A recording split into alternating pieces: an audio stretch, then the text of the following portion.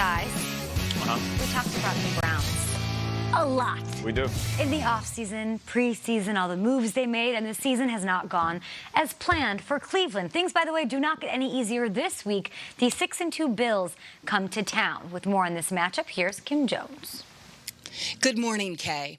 Let's talk for a moment about the state of the Cleveland Browns.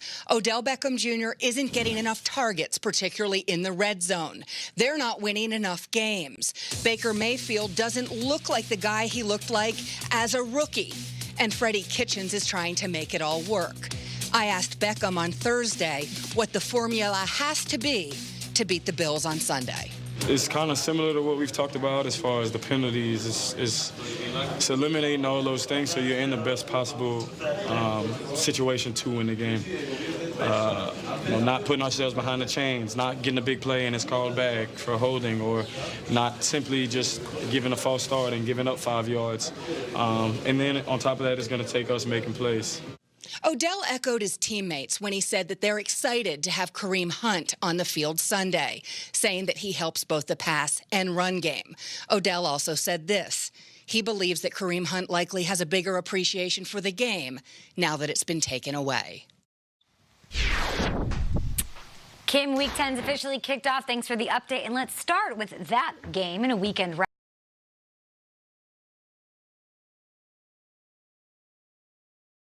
minute, getting you set for Sunday. Let's start in Cleveland. The Bills are coming to town. Eeny, meeny, miny, mo. What are you looking for? I'm looking for the Bills to dominate the Browns. It's a fascinating thing with Buffalo because after this, they got Browns, Dolphins, and Broncos, which means the Bills are going to be sitting there 9-2, and we're not going to like, 9-2. The Bills are going to the playoffs. The only way they get shocked this weekend is if Nick Chubb and Kareem Hunt go nuts because the Bills got punched in the stomach against the Eagles with the run. Take care of them, they'll roll. I remember being at the Combine 2 years ago and everyone being so interested in Baker and Sam Darnold and coming out of it and people saying, Josh Allen threw the ball the furthest. Josh Allen had the most swag out of all these guys. And Josh Allen might be the best athletic of all these guys. Why isn't he being talked about as first overall pick? Baker, Josh Allen, I'm really interested because Josh Allen could go into Baker's building and say, hey, guess what, guys? I know everyone's talking about Baker and Lamar and all that. You probably should have taken me first overall. I want to see Josh Allen have a big game. We haven't seen that big game yet. I think that'll be very convincing, people buying in and believing. I feel like this is the ultimate trap game for the Bills. I mean, we know how talented they are, but I feel like the Browns are fake bad. At some point, they got to figure it out. And you mentioned Kareem Hunt. I'm curious to see what he does for 2 reasons. One, he's been out the game, and we forget that as a rookie, he led the NFL in rushing. And 2, I don't really need him because Nick Chubb is phenomenal.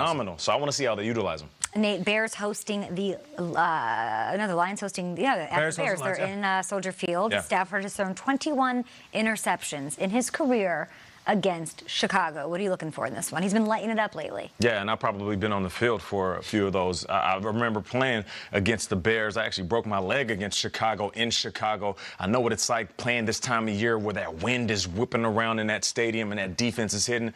But this ain't those Bears. This is the most disappointing Bears team I've seen in quite some time. So who's going to cure the disappointment? Because they're both coming off of weeks where they didn't fulfill expectations. One of these guys has to win this game, and maybe that's going to correct the rest of the season. Bears have lost 4 straight games. Oof. The Lions have lost some heartbreakers this season. And yet I look at the 2 head coaches, and I think Nagy's all about positivity. I want to know what Matt Patricia's building because the next 8 weeks or 7 weeks are going to be very interesting to me. And if the Lions can rally off some victories, I feel really good going into next year because they're playing good football. They're just not getting these wins. They're so many plays away from being close. A 6-2 team right now. I want to see how they finish out the season. Matt Patricia, I want to look at him. With the Bears, Trubisky's gotten beaten up on, but I'll give you a deep cut. My guy Yurko in Chicago radio always says the Bears tight end position does not exist. They go out there with 10 players for every single drive.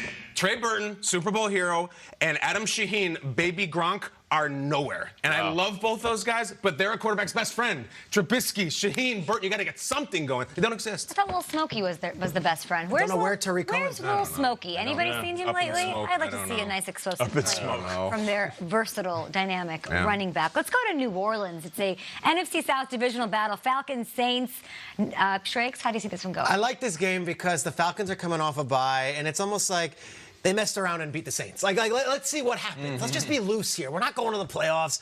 We're not necessarily going to be the team anyone's talking about over the next 2 months. Let's go ruin the Saints season because these are rivals. And if Dan Quinn can do something, it is motivate. And I don't think he's lost that team yet, amazingly. I think the Falcons are actually going to put up a fight in this one. And I think the Saints, who have been off a bye as well and are going to be great, they might not want to deal with this Falcons team who has nothing to lose. Reckless. I don't know if they're going to put up a fight, but I look at this game. There's a cool thing to watch. It kind of feels like a dunk contest. I look at Julio Jones and Michael Thomas, who, listen, Jerry Rice came out and said he thinks Julio's the best in the league. I think Michael Thomas is the best in the league. I want to see what they do against each other. It might be kind of a torch passing. Yeah, Schrager, I remember being on the Detroit Lions and coming off a bye, and we were having a terrible season. I walk into the wide receiver room, I look at Calvin, I said, for the rest of the season, let's be the bad guy. An absolute villain. Let's go in and ruin everybody's party.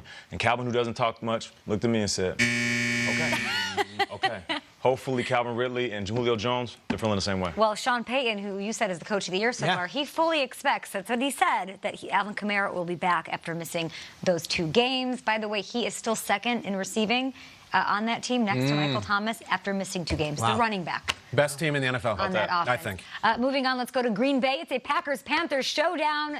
Kyle, what are you looking for? Aaron Rodgers' wrath. I think he was genuinely pissed off at what happened in Los Angeles. He had some takes about it, about maybe how his team and his teammates conducted themselves on that road trip. I think this is going to unleash hell. I think the Packers are winning this one big. How about the Kyle Allen wrath? How about all of a sudden looking at Aaron Rodgers and saying, oh, well, he bleeds. He's not as good as we thought. We can rattle him. I know that Kyle Allen's not going into that game feeling like he's better than Aaron Rodgers, but if their defense goes out there and makes him uncomfortable, he can go and get this win. I feel like the Panthers team is more confident than ever after what happened to the Packers last week.